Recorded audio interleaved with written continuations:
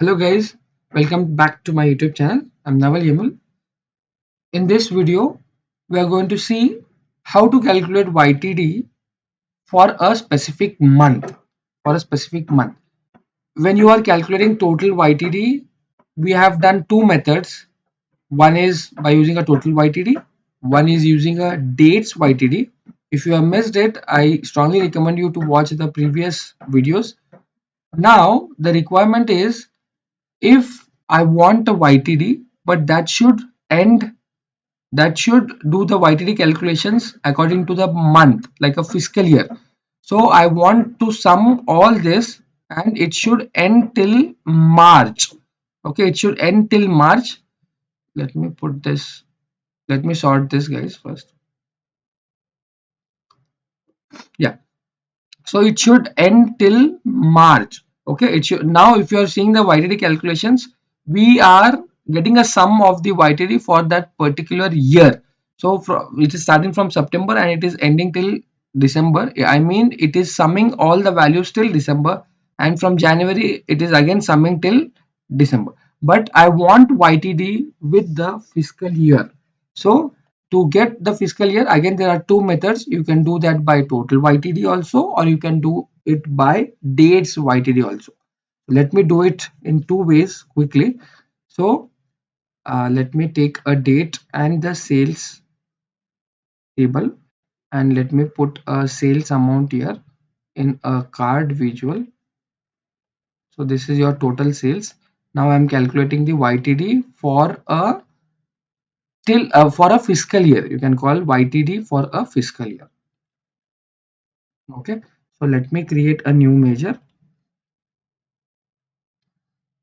Let me create a new measure and say that this is YTD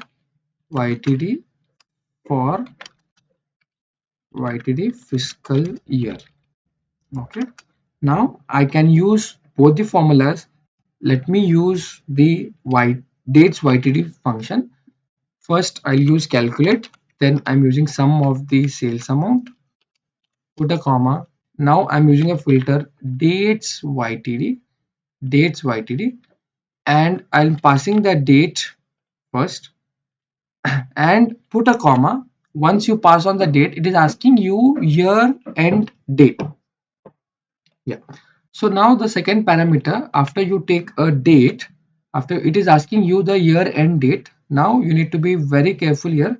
You need to put that in a string and say that I want to sum till 31st March. So first you need to give the month and then you need to give a date. So if we are working on the financial data set, or if you want to have the YTD for the financial year, fiscal year, then that will end till 31st March. So give a first month and then pass on the date. So let me execute this. Yeah, now you put that YTD in your table. Okay, let me put that in YTD as a fiscal year. Now you can see that from September, actually when you are calculating the YTD, okay, I have calculated YTD also. Let me show you the both the difference, YTD as a normal and YTD with a fiscal year. So it will sum till December, and from January it is starting fresh. But when you see at the fiscal year, it will sum till March. It will sum till March, and from the 1st April it is starting with the fresh.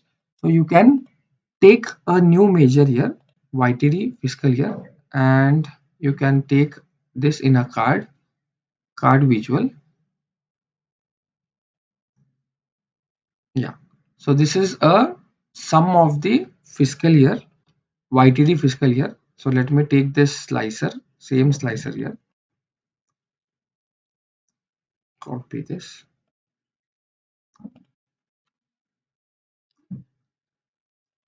Yeah, now you can see if I click on 2013, so the 2013's fiscal year is this much, 2014's fiscal year is this much.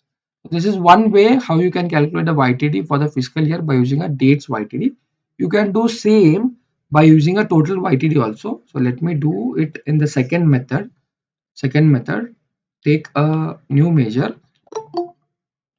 Let me take a new measure and write the name called YTD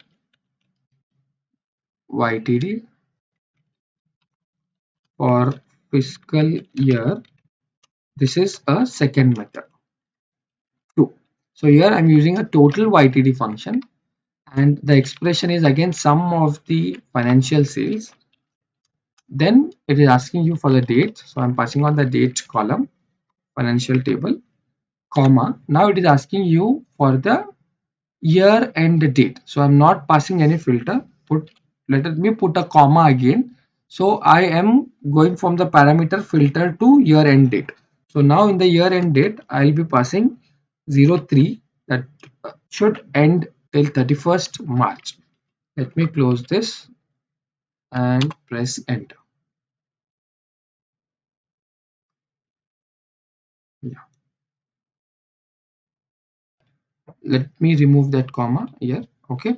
Now you take a YTD for the fiscal year using a second method. Now you can see that is exactly same as that of we have calculated for fiscal year. So this is how you can calculate YTD for the fiscal year. Similarly, you can go for MTD, QTD for the fiscal year. So I strongly recommend you to watch this video and do the hands-on by taking the financial sample dataset. So you'll get a clear understanding of this YTD, QTD and MTD. I hope you have enjoyed this session, guys. If you like it, please subscribe to my channel. Please like the video, share it with your friends. Thank you for watching. Keep learning.